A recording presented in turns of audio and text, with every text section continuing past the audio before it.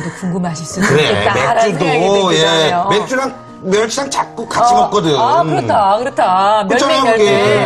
네네. 자, 그렇습니다. 일단 진행하세요. 네. 어떤 징후를 보이면 우리 아이가 칼슘이 좀 부족한가? 이런 거 좀 네, 원래 칼슘이 하는 일이 너무 많아요. 그래서 네. 칼슘 결핍 증상도 많고 보통 한 147가지 정도 된다고 하는데 우리가 그걸 다 기억할 수는 없고요. 네네. 대표적인 걸 몇 가지를 말씀드리면 우리 아이가 키가 좀 또래 아이들보다 좀 작거나 네. 성장 속도가 좀 느리다고 느껴질 때 좀 부족이 있지 않나 생각해 볼 수 있어요. 평생 부족인가 그러면?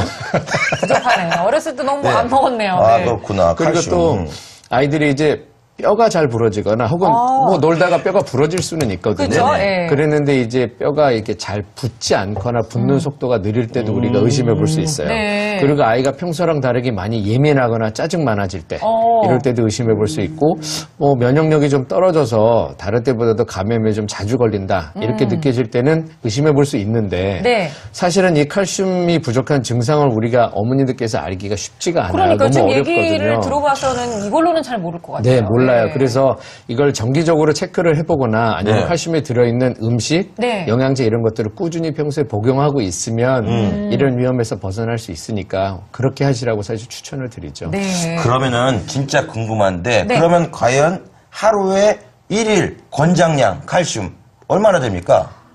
우리 칼슘 하루 1일 권장 섭취량 예. 700에서 800mg. 사실 저도 이거 못 외워요. 그렇죠. 예, 아니, 그리고 그리고 매운 감이 안 데는 오잖아요. 700에서 800mg이 얼마 정도 되는지 잘 모르겠어요, 사실. 맞습니다. 그리고 예. 매운 대로 먹을 수도 없고요. 그런데 우리가 지금은 더 이상 영양 부족에 지금 시달리는 시기가 아니기 때문에 그렇죠. 예. 실제로 현재 칼슘 같은 경우에는 우리 얘기는 꺼냈지만 칼슘 부족보다는 오히려 과잉 때문에 문제가 되는 경우가 더 많을 정도로 너무 많이 먹어서. 네. 그리고 관건은 비단 칼슘뿐만이 아니라 바로 비타민 D가 충분한가. 그게 이제 실제로 관건입니다. 왜 비타민 관건이죠? D가 왜 비타민 D가? D는 네. 일단 칼슘을 장에서 흡수했어요. 네. 근데 그 칼슘을 뼈에서 써먹으려면 비타민 D가 필요합니다. 오, 야. 그러면 밀가루에서 네. 물이 좀 들어가주면 잘 섞이잖아, 반죽이. 네네. 물 역할을 해주는 거야. 도와주는 거네. 나 설득력은 없는 것 같지만 비타민D를 어떻게 해야 되는 거예요? 어떻게 해야 돼요, 비타민 아니에요. D를? 아주 틀린 말씀은 아니에요. 네. 저는 보통 벽돌과 시멘트로 비유를 하는데 네. 벽돌을 아무리 쌓아도 우리가 벽을 세울 수는 없어요. 그렇죠. 하지만 시멘트 어느 정도 뭐 모양은 잡을 수 있지만 하지만 중간중간 이렇게 착착착 해줘야 되는 시멘트가 거잖아요. 있어야 네. 우리가 실제 벽의 역할을 할 수가 그렇죠. 있거든요. 오. 그래서 야, 그럼 내가 말을 잘한 거네, 그래. 그래서 아이들은 이제 네. 성장기에 있다 보니까 예. 뼈가 자라는 시기다 보니까 이게 부족해서 생기는 병들도 이제 키 성장이 저하되거나 네. 볼의 모양이 변성이 되거나 이런 식으로 나타나고요. 이게 이제 종철 씨는 더 이상 자라진 않습니다. 네네. 예. 이제 형성은 이미 끝나신 네. 상태고 네. 밀도를 유지하는 게 중요하거든요. 아, 그렇죠. 그러니까 거기에도 비타민 D가 필수적이에요. 어른들은 비타민 D가 부족하면 네. 골연화증, 골다공증 네. 그런 게 생기는데 실제로 요새는 비타민 D 부족이 관건입니다. 아니 아까 그 교수님께서도 아이들 비타민 D 먹인다고 말씀하셨는데 이런 이유 때문이었군요. 네, 맞습니다. 그리고 또 요즘 현대인이 비타민 네. D 결핍이 많기 때문에 비타민 D에 대한 연구도 굉장히 활발하게 많이 되어 있어요. 그렇군요. 그래서 그 중에서도 눈에 띄는 모습은 면역력에도 비타민 D가 관여해서 비타민 D 섭취하면 면역력도 좋아진다. 네. 뭐 이런 연구도 있으니까요. 우리가 충분히 관심을 가져야죠. 근데 저는 뭐 관심 많긴 많았었는데 비타민 D라는 거는 사실 햇빛을 많이 받으면 저도 들은 적 있어요. 자연적으로 몸에서 생겨난다라고 이렇게 얘기를 네, 맞습니다. 들었었는데 맞습니다. 방송을 통해서도 들었었는데 이걸 뭐 굳이 이렇게 먹기까지 해야 되는 네. 건가요? 근데 또 아이러니하게도 조사를 해보면 네. 우리나라 사람들의 80% 정도가 비타민 D 결핍이에요. 예? 80이면 거의 대부분인데요. 거의 대부분인 거예요. 그리고 제가 병원에서도 아이들 검사를 네. 부모님 요청 따라 해보면 사실 비타민 결핍이 거의 다였던 것 같아요. 근데 그 이후로 좀 생각을 해보면 네. 우리가 사실 요즘처럼 미세먼지가 많고 그래서 바깥 출입 잘 안 하게 되잖아요. 그렇죠. 그래서 실내 아무래도 활동 많이 하게 네. 되고 또 얘기 들어보면 저희 애들도 그렇지만 체육을 또 바깥에서 하는 거 실내에서 하는 경우도 많대요. 맞아요. 요즘 실내 체육관 다 있잖아요. 네. 네. 그리고 수업도 교실에서 받고 체육마저도 실내에서 한다고 하면 햇빛에 노출될 시간이 너무 적어지니까 네. 아무래도 비타민 D 결핍이 더 쉽게 오죠. 아니 그러면 창문에서 이렇게 아침 햇살을 쫙 받고 이런 그치, 건 창문에서 이렇게. 네. 그리고 네. 운전하고 다니면서도 햇빛 너무 많이 받아가지고 김이 생기고 그러는데. 네. 근데 사실 햇빛을 받아서 비타민 D를 섭취하려면 네. 햇빛을 직접 받아야 돼요. 유리창 같은 걸 통해서 그래요 받으면 또? 네, 효과가 많이 떨어져요. 아, 또 정말요? 썬블럭 바르고 그래도 떨어지는 건가요? 선블럭은 그러니까 자외선 차단제는 사실은 그걸 바른다고 해서 자외선을 완전히 완벽하게 우리가 네. 차단하지는 않아요. 그래서 자외선이 들어오니까 우리가 이제 비타민 D를 만들 수는 있는데 근데 이제 좀 부족하죠. 그래서 충분한 양이 아니에요. 만약에 햇빛을 자외선 차단제를 받지 않은 상태에서 내가 받겠다 비타민 D를 네. 위해서라고 하면은 하루에 한 20분 정도 햇빛에 그냥 노출이 되시는 게 좋고 피부는 어떡하죠? 그냥 가만히 있어요. 피부 걱정이 되죠. 그럼요. 그래서 이제 자외선 차단제를 바르고 피부에 노출을 하겠다라고 하면 일단은 오전 10시부터 오후 2시까지가 자외선이 가장 강한 시간이라 네. 이때는 피부를 위해서 좀 피하고 네. 그 외의 시간에 자외선 차단제를 바른 상태에서 8시간 정도를 이제 노출을 해줘야 되는데 길죠. 8시간? 아, 여보, 나 8시간. 저기 비타민 D 저기 섭취를 위해서 저기 골프 좀 갔다 올게. 아, 진짜 근데 골프하시는 그래. 분들은 그게 충분히 되겠네요. 괜찮잖아요. 근데 저 한 가지 궁금한 게 있었는데요. 그 만약에 햇빛을 받는다 그러면 전체적으로 우리가 옷을 다 벗고 받는 건 아니잖아요. 그렇죠. 그러니까 얼굴은 가리고 팔만 내놓고 이러면 안 되나요? 괜찮습니다. 그런 건 괜찮습니까? 네, 괜찮습니다. 아, 네, 어머님들 참고하시기 바랍니다. 얼굴 망가지지 않고도 햇빛 많이 받을 수 있어요. 네. 그렇죠. 댓글이 좀 많이 올라왔어요. 네, 그렇죠. 우리 거북만님이 비타민 D 영양제를 따로 챙겨 먹어야 되겠어요. 네네. 라고 하셨고. 주니맘님, 최근에 저도 소아과 선생님께서 추천해 주셔서 비타민 D 먹이고 있다고 얘기하시는데, 아, 역시 우리가 더 느린 거 아니에요? 우리 너무 엄마들보다? 느리다. 그러니까요. 근데 이 비타민 D가 부족해서 혹시 네. 병이 생기거나 그러는 거는 아니죠? 비타민 D가 부족해도 칼슘이 부족했을 때는 똑같은 질환이 생길 수가 있어요. 그래요? 아까 말씀드렸던 성장에 문제가 생겨서 네네. 이제 뼈가 변형되는 구루병 같은 거, 성인도 마찬가지고요. 그렇군요. 네. 그러면 비타민 D는 무조건 많으면 많을수록 좋다. 뭐 이렇게 얘기하면 그렇진 않습니다. 이거 그렇지 주의하셔야 않아요? 될 부분인데요. 네. 비타민은 지용성 비타민이라서 체내 축적이 되면 나가질 않아요. 아, 그래요? 그래서 몸에 축적이 되는군요. 예. 그래서 근데 이제 햇빛으로 받을 때는 차이점이 우리가 햇빛 받을 때 일광욕 많이 하면 그 비타민 D 중독증이 생기느냐? 그건 아니에요. 왜냐하면 우리가 비타민 D가 몸 안에 생성될 때 햇빛에서 비타민 D를 받는 게 아니에요. 몸 안에 전구 물질이 자외선에 노출됐을 때 그게 비타민 D로 전환이 되거든요. 네. 우리 몸에서는 햇빛을 받고 필요한 만큼만 비타민 D를 전환을 하죠. 그렇구나. 그런데 문제는 이게 이제 여의치 않은 경우, 실내 활동이 많고, 그래서 비타민 D를 보충하는 경우, 네네. 그 경우에는 용량, 용법을 정확히 지켜야 됩니다. 많이 맞아요. 그거 먹는다고. 이렇게 스포이드로 해서 입에 똑똑 떨어뜨려서 먹는 거 본 적이 있거든요. 예. 오늘도 준비를 하신 거죠, 지금 그게? 예, 제가 실제로 경험한 환자 중에 네. 외국에서 스포이드 형태로 된 비타민 D를 이제 사와서 우리 예, 아이한테 예. 네. 보충해야 했구나. 그래서 시작을 했는데 문제는 엄마가 용량을 헷갈려서 엄마 용량으로 아이를 한 2개월간 먹고 나서 네. 애가 조금 젖을 빠는 게 좀 좋지 않다. 그래서 온 적이 있는데 그때 이제 확인했더니 용량 과다였습니다. 네네. 예. 그래서 최근에는 제품들이 자 여기 보시면 네. 네. 이제 비타민 D 제품을 아, 자 무슨 아까 한참 기다려야 돼요. 내가 받아 먹어야겠다. 아, 이게 아이고, 내가 받아 먹었다. 이렇게 받아 먹어야지. 드롭 형태로 돼서 예. 이왕이면 여기다 떨어뜨려 주실 거.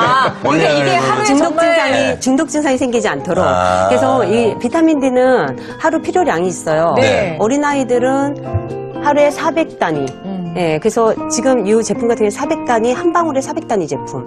그리고 어른들은 800단위, 두 방울이죠. 네. 예. 이 작은 병이지만 한 병에 한 6개월 가량 먹을 수 있죠. 예, 먹을 수 있기 그러면 때문에 비용 대비 효과도 좋습니다. 네. 이게 방울로 떨어지는데 혹시 욕심 난다고 3방울, 4방울 먹으면 안 된다는 얘기죠? 하루 이틀은 문제가 되지 않습니다. 네. 그렇게 장기간 갔을 때 축적 문제가 되는 거죠. 그러면 독이 있는 거예요, 그럼 이게? 그러니까 축적이 되면 이 어떤 증상이 비타민 나타나요? D는 네. 지용성 비타민이라고 말씀드렸잖아요. 네. 그래서 지용성 비타민은 주로 이제 많이 먹게 되면 간에 축적이 돼요. 오. 그래서 이제 간에 쌓이게 되면 이제 간에 손상이 오겠죠. 네. 우리가 간독성이라고도 얘기하는데 뭐 구토, 어지럼증, 울렁거림 이런 기본 증상서부터 시작해서 네. 이제 간이 하는 일에 문제가 생길 수 있죠. 간 기능 손상. 비타민 D도 그럼 과도하면 독이 될 수가 있는 거군요. 그러니까요. 딱 정해진 양을 딱 드실 수 있도록. 네. 아니면 햇빛을 받아서 하는 건 아무리 많아도 상관없다는 거. 그게 참 자연의 신비라는 생각이 드는데요. 네. 제가 봤을 때 결론은 결국 선택인 것 같아요. 그러니까 햇빛을 받고 자연스럽게 생성되는 게 정상이지만 비타민 D가 네네. 정상이죠. 그게 여의치 않을 때에는 용법 용량만 정확히 지켜서 쓴다면 문제 없다. 네. 그렇지. 자, 네. 지금 또 오늘 너무 열심히 받아 적고 있는데, 자, 두 번째 많이 전문가가 뽑은 엄마가 알면 좋은 아이들의 영양제 베스트 3. 두 번째 합계 한번 알아보도록 하죠. 두 번째 공개하도록 합니다. 두 번째는 바로 철분. 철분. 아, 근데 저는 네, 철분. 철분을 들어본 건 임신했을 때 철분제 먹으라고 해서 먹어봤는데 좀 속이 안 좋았었던 그런 경험은 있긴 맞아요. 했거든요. 철분, 엽산 사다 이런 거. 드려봤죠? 네, 많이 사줬죠. 그리고 어렸을 그랬어요. 때는 또 네. 철분 이런 거 많이 먹어야 된다 그래서 아. 예, 철 이렇게 혀 갖다 대면 철분 들어가는 줄 알고 나 많이 빨아먹었다. 아니, 근데 그거 겨울에 철분에 매달려서 이게 빨고 있는 게 조철 씨였구나. 근데 아. 그거 겨울에 대잖아 큰일 나 붙어. 다 안 떨어져요. 아니 근데 정말 이 철분이 이렇게 중요한 이유가 뭐예요? 네, 철분 너무너무 중요하죠. 네. 우리 몸에 피를 만드는 중요한 네. 영양소인데 아, 특히 피를 만드는 네, 이 이제 산소 운반을 전담하고 있는 적혈구를 진짜, 만드는 네. 데는 반드시 필요한 영양소거든요. 네. 그러니까 산소 운반은 에너지 운반이기 때문에 특히나 이제 활동량이 굉장히 많은 성장기에 있는 아이들에게는 철분은 꼭 필요한 영양소라고 말씀드리고 싶어요. 아, 그리고 맞아 생각해보니까 어렸을 때도 왜 빈혈 있는 아이들한테 철분제를 먹이거나 아니면 철분이 많이 들어있다고 해서 소, 간. 뭐 이게 진짜. 맞아 생각 그런 막 거. 이런 거. 네 맞아요. 나 어렸을 때 그런 거 부러워했다. 그런 거 나는 왜 먹이잖아. 쓰러지지도 않아. 막 이런 생각하면서. 근데 좀 이렇게 얼굴이 파리하거나 어지러워하거나 이런 아이들한테 먹이는 게 이제 바로 철분제인 거군요. 네, 맞습니다. 그래서 말씀하신 것처럼 기력이 떨어지는 것 같구나, 뭐 혈색이 좀 흐린 것 같구나, 이럴 때는 철분을 먹이는 게 맞는데 네. 이 중요한 거는 철분을 그냥 먹이는 게 아니라 네. 정확한 진단이 필요한데 이 철분이 이제 과잉 복용하게 되면 우리 몸에 이제 특히나 뭐 지용성 비타민도 마찬가지지만 네. 이제 쌓이게 돼요. 이거 쌓여요? 네, 간에 쌓이게 되고 네. 다른 무엇보다도 간 손상이 심하거든요. 무엇보다도. 네, 그럼 그래서 맘먹는 조심해야 게 되겠네요, 아니네요. 철분은. 철분은 꼭 우리가 정확하게 진단을 받고 먹여야 되는 겁니다. 아, 네. 이건 진짜 선생님한테 꼭 상담을 받고 먹여야 되는 아, 이게 거네요. 제일 가장이란 얘기를 하셨잖아요. 그러니까요. 어떻게 그래서 먹여야 어떤 돼요? 영양소 중에서도 철분은 내가 병원에 가서 진단을 받고 얼만큼 필요한지를 알아서 먹이는 네. 거다라고 기억을 하시는 게 좋고요. 혈액 검사를 통해서. 네, 보통 추천은 6개월에 한 번 혹은 1년에 한 번 정도 병원에 오셔서 네. 검사를 해서 우리 아이한테 얼만큼 부족한지를 체크한 후에 그거에 맞게끔 복용하시라고 꼭 말씀드리고 싶습니다. 네. 먹는 방법도 좀 알아야 될 것 같아요. 네. 일단 철분은 식품으로 섭취할 때는 아까 철분 얘기하셨는데 그거는 철분가 진짜 이게 어떻게 그거는 되네요. 비슷하잖아요. 같은 철이라도 무기철은 우리 몸에서 흡수할 수가 없습니다. 음. 이용할 수가 없고요. 아. 우리가 동물의 피에 들어있는 철분, 네. 예, 그게 가장 우리 흡수율과 이용도가 높죠. 농도가 또 높고요. 동물성 철. 예, 그 우리 철분이. 철분 하면은 뭐 녹황색 채소, 네. 예, 그런 것도 떠올리지만 아무래도 가장 주요 공급원은 빨간 피가 들어있는 고기. 고기. 아. 그래서 가장 좋은 공급원은 쇠고기입니다. 네네. 아니, 그러면 옛날 어른들이 진짜 좀 이렇게 빈혈 있고 이런 아이들한테 뭐 소고기 간이나 이런 걸 먹였던 게 효과가 있는 거예요? 소고기 간은 굉장히 좋은 철분 공급원이죠. 좋은 거군요. 하지만 그래요? 실제로 저도 아직 소간은 못 먹는데. 아, 저도요. 예, 어린아이들이 소간을 먹는다? 현실적으로는 쉽지 않은 일이고 그렇죠. 요새는 그렇죠, 소간 그렇죠. 구하기도 좀 어려운 것 같더라고요. 해장국집 가면 많지 않나요, 그런 거? 그러니까 애들이 그래가지고 그거 선지도 먹는 선지 애들은 해장국? 정말 기특하기는 하더라고요. 네. 그래서 식품으로 먹는 게 가장 기본적인 거지만 네. 그게 안 된다면 우리가 철분을 보충을 해야 된다. 네. 근데 보충할 때 말씀하셨던 것처럼 반드시 진단을 받고 보충을 하는데 네. 진단과 그리고 치료로 처방을 받았을 때 복용하는 요령이 있습니다. 왜냐하면 이게 결국은 영양제는 흡수율이 문제거든요. 네. 칼슘도 그렇지만 마찬가지네요. 그래서 먹을 때 식사와 식사 사이 그럼 약간 예. 공복이었을 때 배가 공복에 비어있을 먹이는 때. 게 좋습니다. 그러면 그러면 공복이면은 밤에 이제 아침에 일어나자마자 그렇죠. 먹이는 게 안 까먹고 좋겠네. 아침이 제일 확실한 공복 아닌가요? 근데 이 철분이 약간 위장장애를 일으키는 사람들이 있어요. 저 그랬어요. 예, 네. 그래서 밤새도록 빈속인 상태에서 바로 철분을 흡수하거나 혹은 먹고 바로 자는 거는 조금 속이 불편할 수가 있어요. 그래서 식사와 식사 중간에 네. 시간을 정해서 먹고 네. 그리고 두 번째로는 다른 영양제와 같이 먹으면 이게 이제 장내 흡수율이 떨어져요. 특히 아연 같은 거랑 같이 먹으면 네. 거의 이제 흡수가 방해된다고까지 얘기를 하거든요. 그래서 단독으로 따로따로. 하나만. 씩 간에 네. 먹자.